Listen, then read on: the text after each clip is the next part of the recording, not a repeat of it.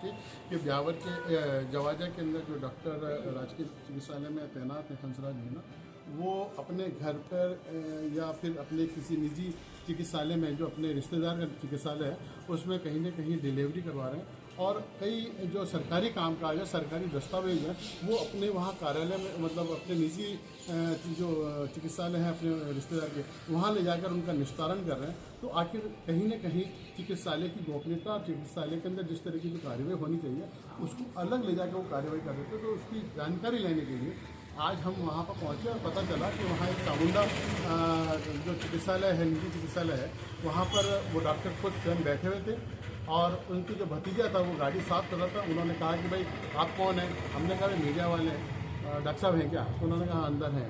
तो हमने कहा आज हम सूरजपुरा गए थे और सूरजपुरा से लौटते हुए हमें कुछ शिकायतें मिली थी कि ब्यावर के जवाजा के अंदर जो डॉक्टर राजकीय चिकित्सालय में तैनात है हंसराज मीना, वो अपने घर पर या फिर अपने किसी निजी चिकित्सालय में जो अपने रिश्तेदार का चिकित्सालय है उसमें कहीं ना कहीं डिलीवरी करवा रहे हैं। और कई जो सरकारी कामकाज है, सरकारी दस्तावेज है, वो अपने वहाँ कार्यालय में मतलब अपने निजी जो चिकित्सालय हैं अपने रिश्तेदार के, वहाँ ले जाकर उनका निस्तारण कर रहे हैं। तो आखिर कहीं ना कहीं चिकित्सालय की गोपनीयता और चिकित्सालय के अंदर जिस तरह की जो कार्रवाई होनी चाहिए उसको अलग ले जाकर वो कार्रवाई कर रहे थे। तो उसकी जानकारी लेने के लिए आज हम वहाँ पर पहुँचे और पता चला कि वहाँ एक चामुंडा जो चिकित्सालय है, निजी चिकित्सालय है, वहाँ पर वो डॉक्टर खुद स्वयं बैठे हुए थे और उनकी जो भतीजा था वो गाड़ी साफ कर रहा था। उन्होंने कहा कि भाई आप कौन हैं? हमने कहा भाई मीडिया वाले हैं, डॉक्टर साहब हैं क्या? तो उन्होंने कहा अंदर हैं।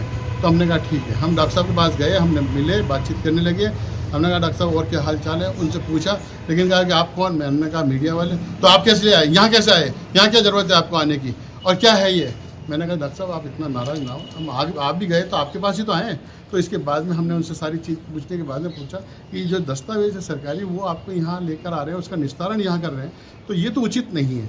आपका सरकारी दस्तावेज तो सरकारी कार्यालय में होना चाहिए या आपके निवास पे होना चाहिए। लेकिन कहीं ना कहीं जो जिस तरह की जो कार्रवाई को अंजाम दिया जा रहा है वो अपने आप में कहीं ना कहीं गलत है और ये अच्छी बात नहीं है। तो उन्होंने कहा कि तुम कौन हो? मेरे को सिखाने वाले हो क्या? ये हो गया।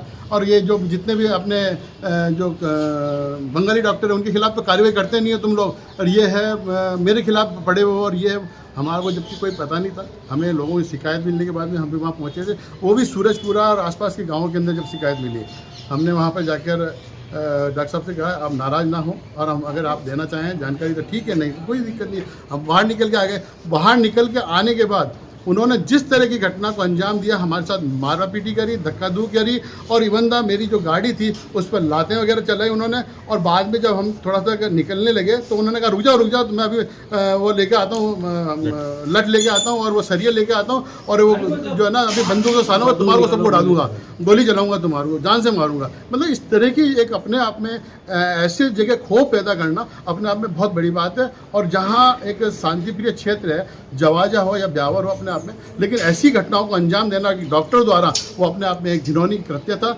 जिसके लिए हम सारे ब्यावर जिला पत्रकार संघ इसकी निंदा करता है और तत्काल प्रभाव से इसको निलंबित करने की मांग की है। जिला कलेक्टर महोदय को आज हमने ज्ञापन दिया है और अगर इसका निलंबित नहीं हुआ तो हम इसके लेकर धरना प्रदर्शन करेंगे।